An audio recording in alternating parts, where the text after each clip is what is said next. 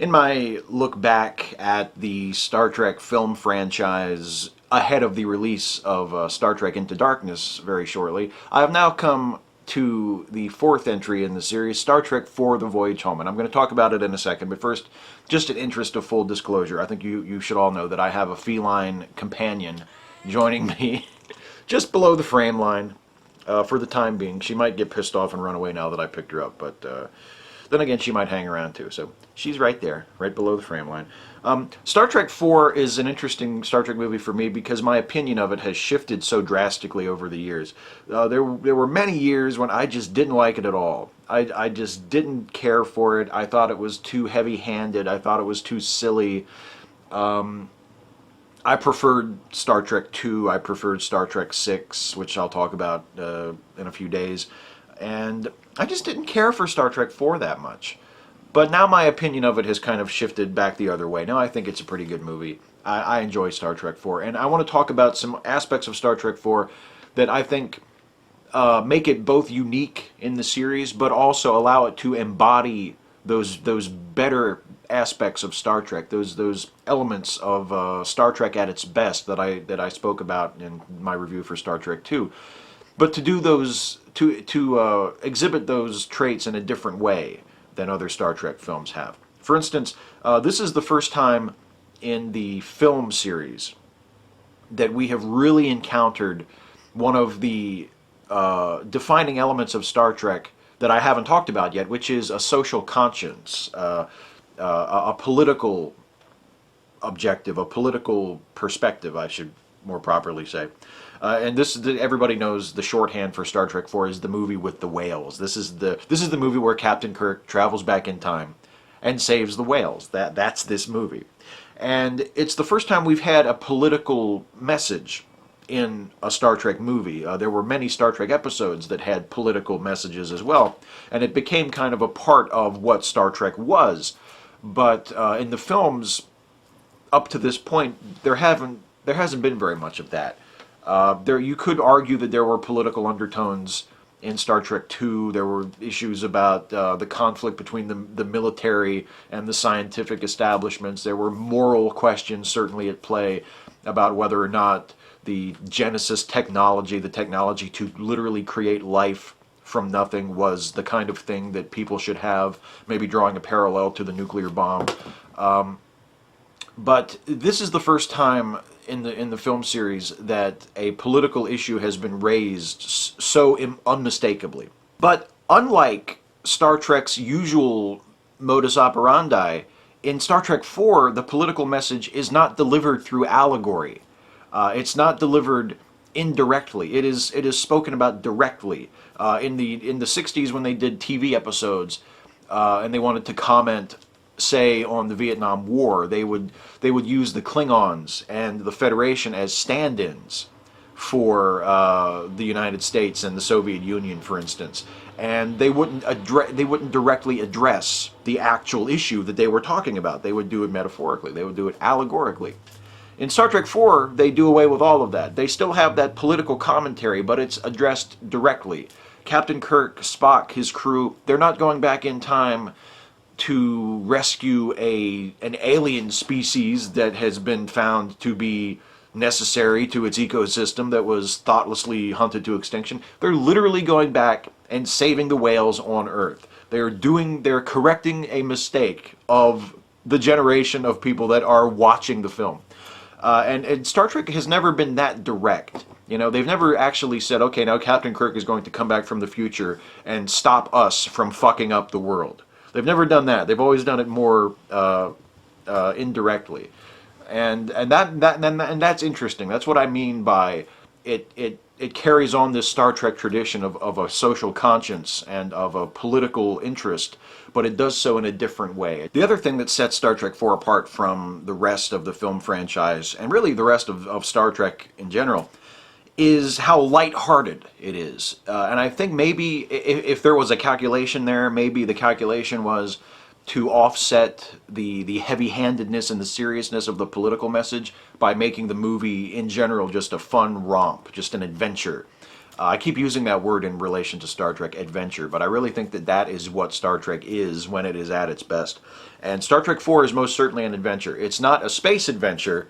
They spend almost no time in space. They're on Earth pretty much the entire running time of the film, but it's very much an adventure movie. It's very much a caper and a quest, and having to find whales, and then Chekhov gets injured, and they have to save Chekhov, and then break him out of the hospital, and there's all these sort of wacky things going on, and it's all done with a very light touch, and it's very humorous and very inoffensive, and the kind of it's probably the Star Trek film that small children would enjoy the most, because it's because so much of it is so broad and so simple and so easy to understand, and it deals with time travel in a way that Star Trek movies don't usually deal with it, that Star Trek episodes don't usually deal with it. Usually it's at least treated with some superficial layer of gravity. In Star Trek 4, there's almost none of that.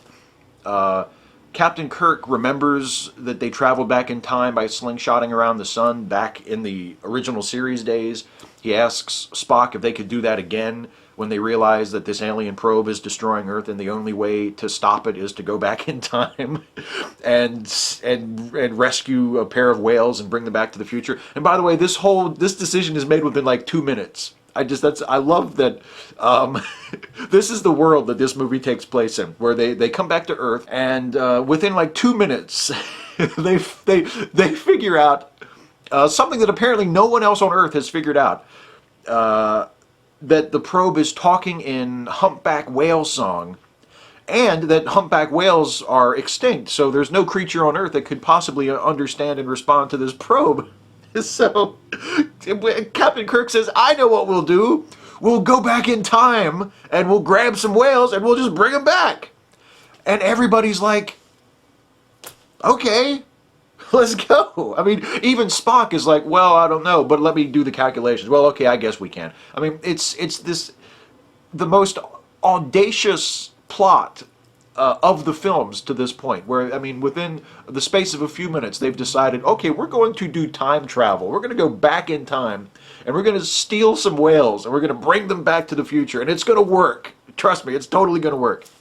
That's one of the things that makes the movie work so well, is that it and it's one of the things that Star Trek can do very well when it's firing on all cylinders, to take something utterly stupid and preposterous and just and present it in a way that it plays. You just accept it. You go, oh, well, of course, naturally Captain Kirk and Spock are going to fly the Klingon spaceship back in time and steal the whales and bring them back to the future. Well, yes, well, what else would they do in that situation?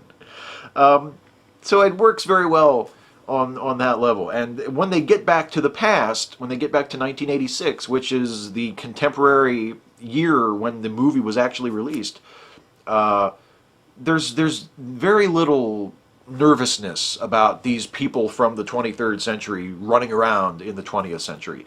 There's really only one joke, and it's a joke. It's not even taken that seriously. When McCoy and Scotty are at the glass factory, and they exchange the formula for transparent aluminum for the amount of glass that they will need to build the whale tank. And McCoy just sort of offhandedly mentions to Scotty, you know, if you give him the formula for transparent aluminum and he's the guy who invents it, aren't we changing history? And Scotty responds with, well, how do we know he didn't invent it anyway? I mean, it's treated as a joke, and it is a really funny joke. And it's the only time I can think of in Star Trek where time travel is treated as such a lighthearted thing. It's not taken seriously at all.